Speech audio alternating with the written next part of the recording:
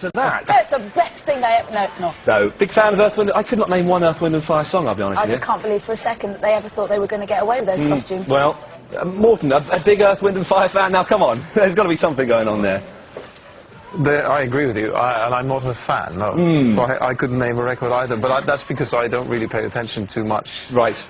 In the music business. Have you ever achieved a Lifetime Achievement Award? That seems an odd thing to get, because, you know, they're still alive, aren't they? I thought we'd been going for a while, but looking at this, we've got some way to go. When you're back in 20 years' time with a wispy little beard and long bits coming like that, that's when I want to talk to you, sir. That's the time. After you. But I will talk to you now. My music guest this week is the best thing to come out of Norway since Johan Wahler invented the paperclip in 1899. That's a fact.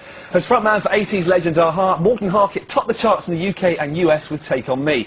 Now he's back with a sellout gig at the Royal Albert Hall and new single Lifelines. Here's a sneaky clip. Hats off, man. That's your new record. I like that. Now, this is the second...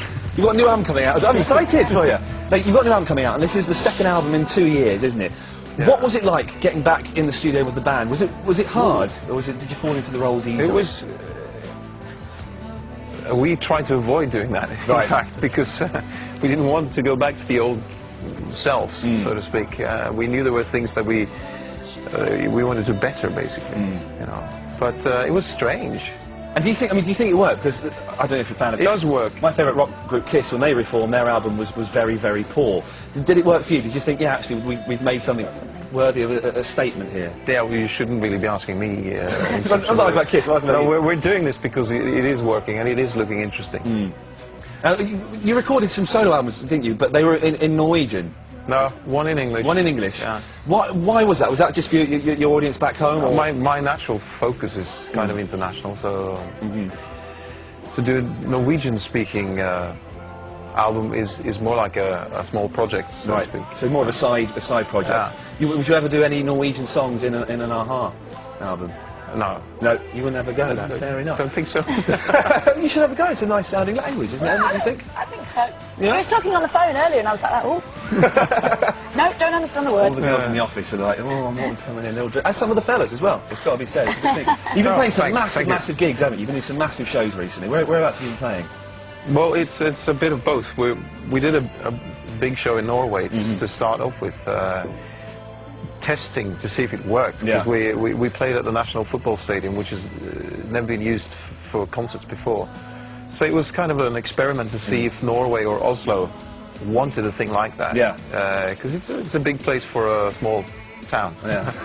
And you know, it takes about it holds roughly 24,000 people. Wow, that's massive, man. For Norway, it's big. Yeah. So and no one knew whether there was a climate for it, but it worked really well. So you've done things. Like, now I'm going to come and see you in October at Wembley, so I'm hoping you'll be doing all the hits, Take On Me, and Sun is Shining on the TV, and all that stuff. But you've had something to do with Eurovision recently, haven't you? In the last few years, what was that all about? Did you host a Eurovision Song Contest? Yeah. I hosted one. Well, you've got it there. Wow. Yeah, you are. Look at you. That's you in your handsome mode there. Yeah. And what was that like? Was that something you considered doing? Or it was the last thing I would consider doing. Really?